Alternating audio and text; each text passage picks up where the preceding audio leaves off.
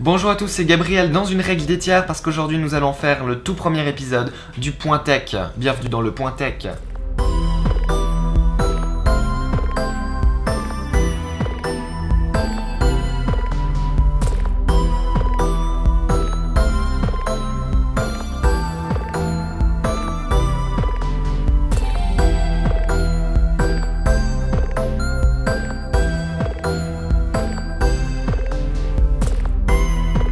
Explication rapide, claire et précise de qu'est-ce que le Point Tech. Le Point Tech, c'est Mlog 2.0.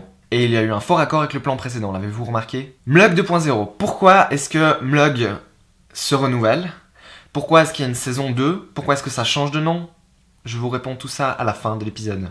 En attendant, aujourd'hui nous allons parler, mesdames et messieurs, des différents types d'appareils photo et quelles sont leurs différences. Parce que ce sont différents types et il y a des différences. Donc on va commencer avec l'appareil photo que tout le monde a sur soi. J'ai nommé le téléphone. Tout le monde a un téléphone sur soi aujourd'hui. Et vous n'avez peut-être pas un smartphone, mais vous avez probablement un téléphone sur vous. Et votre téléphone a probablement la fonction photo. Sinon, bonjour. Donc je vais vous expliquer un peu comment ça fonctionne et quelles sont les différences entre les différents trucs. Vous pensez bien que ça et ça, c'est pas la même chose. Donc le téléphone, comment ça fonctionne? On a un petit capteur en général. Alors là, je donne un très mauvais exemple puisque le Nokia que j'ai dans la main ici a probablement un des plus gros capteurs jamais vus sur smartphone. Donc je vais de suite prendre un autre téléphone. Voilà, un LG G blanc. Un LG G blanc, notez, c'est un LG G blanc 4, de couleur 4. Voilà, LG G4. Donc un téléphone, il y a donc une optique, une lentille. On peut pas vraiment appeler ça un objectif, même si c'est un objectif. On a un capteur qui est assez petit, parce que c'est un téléphone, et on veut pas qu'il soit trop épais, puisque la mode, c'est que les téléphones soient super fins. Qui c'est qui a eu cette idée? Moi j'aimerais bien un téléphone avec une bonne grosse batterie, et qui tienne pas juste 5h30, comme celui-ci. Et voilà, on n'a pas de zoom, c'est fixe, la lentille est fixe, parce que, encore une fois, on économise de la place. Comment on fait pour viser avant de prendre une photo? Vous allez me dire, on utilise l'écran. Ah oui, c'est bien, mais comment ça fonctionne? Et ben en fait, le capteur va faire ce qu'on appelle à peu près un live view. Il va en fait capturer comme une vidéo qui est stockée dans la RAM et qui est affichée en temps réel dans l'écran. Donc ça prend à peu près 60 images chaque seconde qui sont affichées dans l'écran puis effacées, tout simplement. Et lorsque vous cliquez sur le bouton, ça prend une vraie photo. Alors certains appareils ont un rendu live view qui est différent et de différentes qualités, ça dépend de quel appareil vous avez. C'est pour ça qu'en général, ce que vous voyez dans la view est un peu de moins bonne qualité que la photo finale. Ça paraît logique parce qu'on ne peut pas afficher en temps réel 16 mégapixels dans l'écran, ça consommerait beaucoup trop de batterie. Déjà que le live view consomme beaucoup de batterie à la base. Enfin voilà, c'est le fonctionnement d'un smartphone. Vous avez le viseur, vous cliquez, ça prend la photo. Vous n'avez pas d'options supplémentaires, vous n'avez pas de zoom, etc. Alors certains téléphones ont un mode manuel, etc. Mais c'est software. C'est software, il n'y a pas d'obturateur non plus.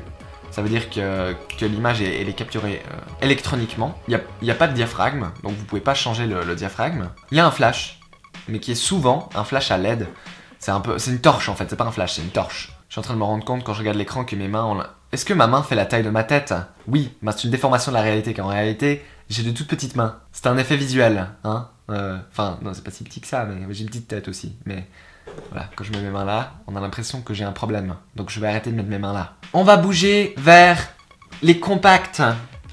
Et voici un appareil photo compact. L'appareil photo compact, c'est celui qui est compact. Alors moi j'ai cassé la... Donc comment ça fonctionne les compacts? Et bah déjà, c'est exactement pareil qu'un smartphone en fait. C'est la même chose. C'est-à-dire qu'on a un objectif, on a un capteur, et on a un live view. Donc ça fonctionne de la même façon. Mais quel est l'intérêt d'acheter un compact? Alors déjà, vous pouvez trouver des compacts avec des capteurs plus grands. Comme ça, c'est un capteur d'1 pouce.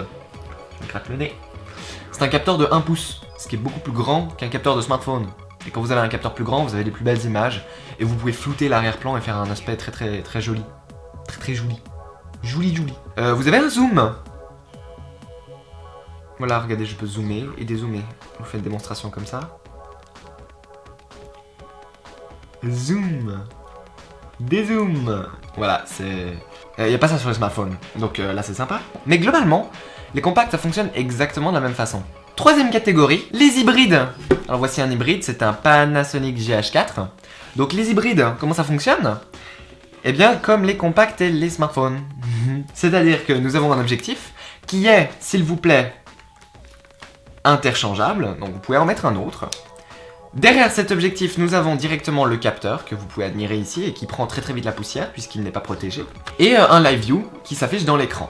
Il y a une petite nuance, mais c'est un peu une exception parce qu'il existe des hybrides sans cette nuance, tout comme il existe des compacts avec cette nuance.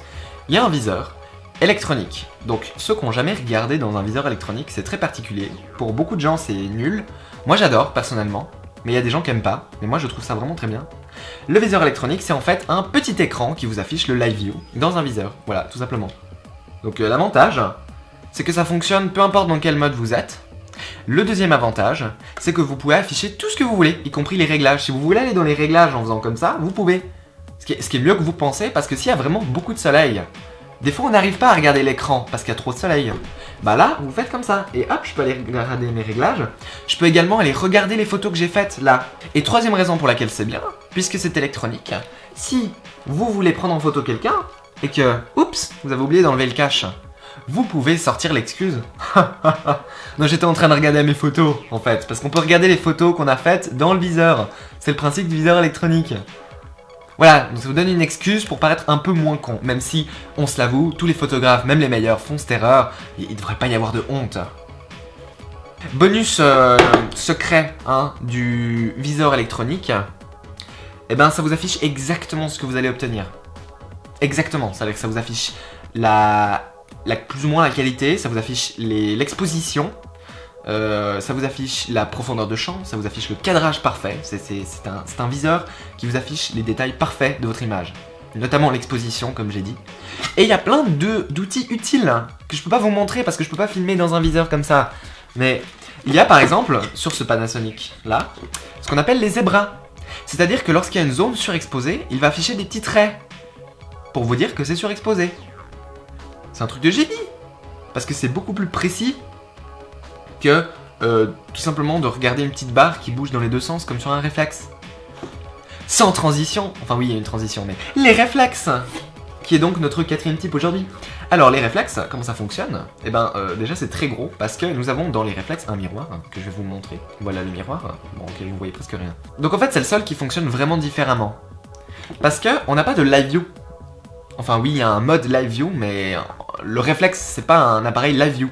C'est-à-dire que le viseur est optique, donc le viseur vous montre en fait ce que voit un prisme, ce que voit un miroir dans l'objectif. Donc ce qu'il y a en face de vous, en fait, ça rentre dans l'objectif, ça va dans un miroir, dans un prisme et dans votre viseur. Ce qui veut dire que ce que vous voyez dans le viseur dépend énormément de votre œil. Donc si vous êtes aveugle, vous ne verrez rien. Mais bon, ça, de toute façon, ça dépend de votre œil. Par exemple, la profondeur de champ peut être faussée. C'est-à-dire qu'il peut vous montrer une profondeur de champ qui n'est pas exactement ce que vous allez obtenir. Tout comme l'exposition, en fait. C'est-à-dire que la luminosité que vous voyez dans le viseur ne correspond absolument pas à la photo que vous allez prendre. Donc pour moi c'est moins bien. Ce qui est bien par contre c'est que c'est ultra lumineux, donc si vous êtes genre dans un endroit où il n'y a pas de lumière, c'est beaucoup plus facile de viser avec ça qu'avec un électronique. Parce que dans un viseur électronique, quand il fait sombre, la seule chose que vous verrez c'est soit un viseur qui fait 15 fps, qui vous donne l'impression que la réalité, tout le monde bouge comme ça, ce qui est pas très bien, soit vous verrez beaucoup de bruit, genre des petits points partout, genre des fois que des petits points. Alors que dans le viseur du réflexe, vous voyez ce que vous voyez avec votre œil. Si vous avez de bons yeux, vous allez voir bien. Voilà. Alors après, ça dépend également de l'objectif. Si vous avez un objectif de merde, vous n'allez pas voir grand chose. C'est un peu plus sombre avec les objectifs zoom qu'avec les objectifs fixes. Alors, tout de suite, on va se mummer et ensuite on va parler d'un dernier type qui est un peu plus rare. Les compacts, les hybrides, les smartphones fonctionnent tous exactement de la même façon avec le live view. Ce système 100% numérique qui n'existait pas à l'époque de la pellicule. Et les réflexes, eux, c'est typiquement un mécanisme de pellicule. C'est-à-dire que ici, tout le mécanisme du miroir est le même sur un réflexe à pellicule de 1970 que sur ce Canon flambant neuf de 2015. Donc quand je prends ma photo, le miroir se lève et la lumière entre dans le capteur. Et ensuite le miroir se referme, tout simplement. Donc le dernier type qu'on va aborder vite fait, comme j'ai dit c'est un peu un type de hipster parce que c'est pas un truc que vous pouvez acheter n'importe où. Enfin oui vous pouvez mais c'est très cher et c'est pas très connu. C'est les rangefinder, je sais absolument pas comment ça se traduit en français, je suis désolé. Alors vous pouvez faire vos recherches si vous voulez. Donc les rangefinder, c'est en fait un autre type. Donc il faut vous dire que ça c'est typiquement moderne. Les compacts. Le système live view c'est typiquement moderne, c'est typiquement digital. Mais pourtant à l'époque de la pellicule, tous les appareils ne faisaient pas cette taille là. Il y en avait un poil plus petits. C'était des appareils qu'on appelait rangefinder ou tout simplement des twins en fait. ou tout simplement, l'objectif par lequel vous prenez la photo n'est pas le même que l'objectif par lequel vous regardez. Aujourd'hui, ça paraît complètement con, mais à l'époque, c'était complètement con. Donc aujourd'hui, il y a plus ou moins 2 marques qui vendent encore des rangefinder, qui sont des appareils où l'objectif par lequel vous regardez n'est pas le même que celui par lequel vous prenez la photo, et c'est Leica et Fujifilm. Donc en fait, vous avez sur le côté un espèce de petit viseur optique dans lequel ce que vous regardez est parfaitement décalé de la photo que vous allez prendre. Alors non, le décalage est très petit.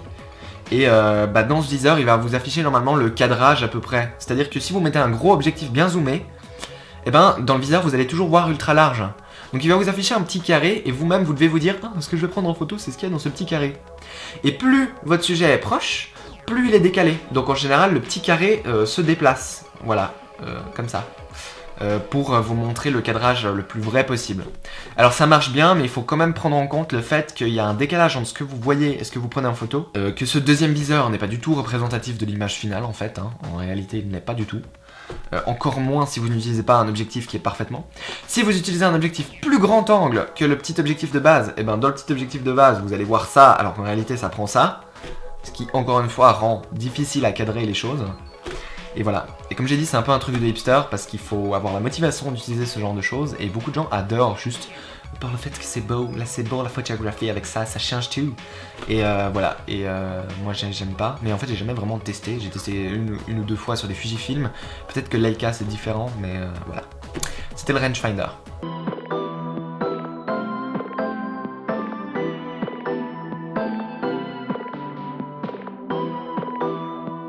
Ma lampe a planté. Il a tombé, c'est Squeezie. Cette lampe-là clignote en vert lorsque je reçois un message WhatsApp. Et des fois, elle plante et elle reste verte. Bah non, j'aime pas le vert, tu deviens blanc. Today I'm going to show you something, so please mise au point. Voilà. Bonjour, aujourd'hui je vais vous montrer quelque chose. Donc déjà il fait beau, c'est rare, mais demain il refait moche. Donc voilà, du coup j'ai proposé à des potes qu'on aille un peu se balader dehors, hein, par ce beau temps. Personne ne veut, donc c'est pas grave, je vais rester à la maison.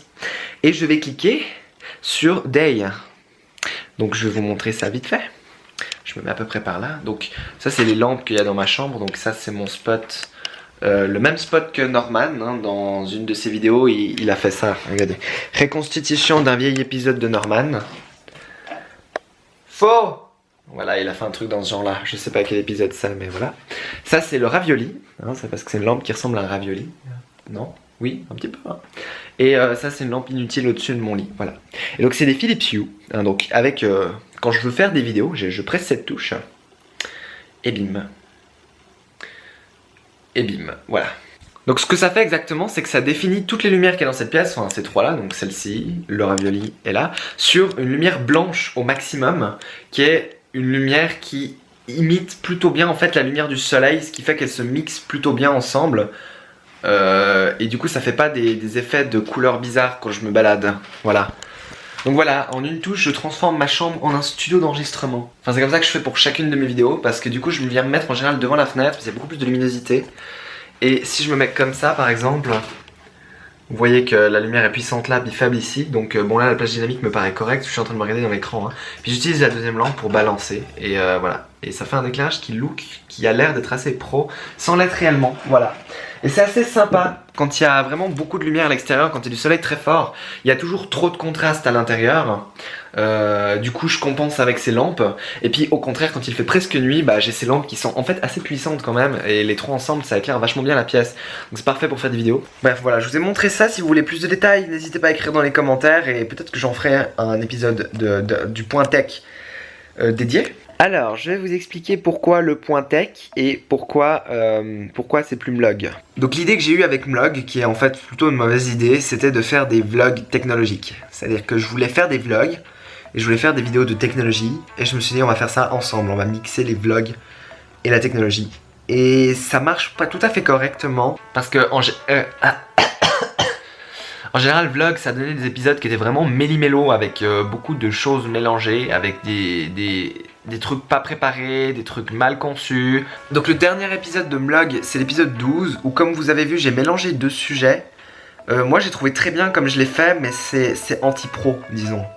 Quand je fais ce genre d'épisode, après j'ai pas envie de le nommer. Je pouvais pas par exemple appeler cette vidéo unboxing du Canon 5D, parce que j'ai bel et bien unboxé le Canon 5D, mais en même temps j'ai parlé. Et vu que j'ai fait 35 000 trucs comme ça, l'épisode il a pas de fond en fait. Donc du coup dans la description je mets les deux. J'ai mis Canon 5D, j'ai mis unboxing de Canon 5D et Canon ou Sony je crois, Canon ou Sony j'ai mis. Et résultat, eh ben, les gens qui veulent une vidéo sur Canon ou Sony, ils sont obligés de se taper les deux. Ou au contraire, ceux qui veulent juste voir un unboxing de 5D Mark, de 5D, ils doivent se taper les deux. Et donc ça, c'est pas cool. Voilà, ce qui est pas cool, c'est que... Alors là, effectivement, il y avait deux choses mélangées, parce que sinon, c'était pas très intéressant. Un unboxing, c'est jamais très intéressant. Donc de toute façon, si je dois refaire un unboxing, ce sera de la même façon. Donc voilà, je sais que ça a plu, donc je continuerai. Et moi c'était très fun à faire. Mais quand il s'agit pas d'unboxing, quand il s'agit de bien un sujet détaillé, comme par exemple mettre un SSD dans le MacBook, il faudrait que je fasse ça, mettre le SSD dans le MacBook et c'est tout. Que je ne raconte pas ma vie, que ça prenne pas 20 minutes parce que je raconte plein de trucs. Alors du coup ça peut plus être un vlog. C'est triste. En fait on en a un point où par exemple j'ai envie de vous faire une review de l'Osmo, la caméra Osmo stabilisée. Je sais pas si je le fais en tant que review ou en tant qu'épisode de vlog, je ne sais pas. Parce que j'ai envie que ce soit une review, mais dans un vlog, ça risque de pas plaire aux gens qui ont envie de regarder une review. Parce qu'il n'y a pas vraiment de review en français de l'Osmo, ou j'en ai pas trouvé des de qualité. Donc, alors peut-être que depuis, enfin maintenant que j'enregistre ça, ça a changé, hein, parce que j'ai regardé des reviews avant de l'acheter, mais voilà. Est-ce que vous comprenez où je veux en venir globalement? Donc, on va changer vlog en point tech. Point tech, donc je vais l'écrire .tech hein, comme ça parce que je trouve ça rigolo. Puis ça fait un peu le point tech, genre bonjour et bienvenue dans le point tech. Je trouve que ça sonne vachement bien. Et j'ai regardé un petit peu sur internet et ça a pas l'air d'être trop pris comme nom. Je vais revérifier maintenant parce que je commence à avoir peur. Voilà, donc bon, c'est peut-être un nom de merde, mais Mlog c'était vraiment un nom de merde parce que ça voulait rien dire en fait. Mais c'est comme Gléo. Gléo ça veut rien dire. C'est Gabriel et Léo mélangés, Gléo. Alors que Léo il s'appelle Léandron en fait, mais Gléandron, hein, Et du coup c'est pour ça que c'est renommé et que c'est pas juste Mlog saison 2. Donc du coup, cette nouvelle série Point Tech, comment ça va se présenter? Il y aura une première partie sérieuse et sous forme de review, ce sera le sujet de la vidéo, hein, par exemple Point Tech, les différents types d'appareils photo. C'est exactement ce que vous avez vu aujourd'hui. Les épisodes ne seront plus numérotés, je pense que les épisodes ne seront plus numérotés. Et lorsque j'ai terminé ma review, et ben plutôt que de faire générique de fin, je ferai un petit générique entre les deux et ensuite ça passe en mode vlog. Donc là nous sommes en mode vlog où je vais profiter pour vous montrer des choses qui ne valent probablement pas la peine d'être montrées dans une review spéciale. Ou bien je vais vous poser des questions que vous pouvez me répondre pour le prochain épisode pour que je sache quoi faire. Si vous pouvez me donner des idées. Voilà, donc là comme je vous ai dit, je vous ai montré les lampes. Ça vaut pas forcément la peine que je fasse un épisode, mais si vous me demandez de le faire, je le ferai, c'est un exemple, voilà. Même si j'ai un peu tout dit ce qu'il y avait besoin de dire, mais je pourrais vous expliquer par exemple comment ça se branche, comment ça se met en place, combien ça coûte, beaucoup trop cher, des trucs comme ça. Et voilà, et je peux également vous teaser sur les prochains épisodes. Je vais vous faire une review du petit Panasonic G7 que j'ai là dans les mains, qui est... Ah non, ça c'est le GH4. Il est là mon visage, Coco. Donc je vais vous faire une review du petit Panasonic G7, qui est ce petit appareil vraiment trop chouquinou. Bon là, il paraît pas petit parce que je lui ai mis un énorme objectif dessus, mais... C'est un petit appareil photo vraiment chou et qui coûte pas cher et qui fait des vidéos 4K, s'il te plaît, la mise au point, fais pas n'importe quoi. Voilà.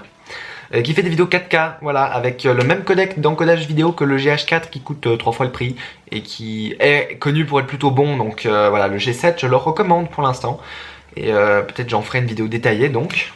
Ensuite, je vais faire une vidéo détaillée sur mes objectifs vidéo. Donc par exemple, celui-là, c'est le premier que j'ai pris, c'est le 50 mm. Voilà, je vais vous détailler tous mes objectifs vidéo et vous montrer éventuellement des footage avec, filmer avec.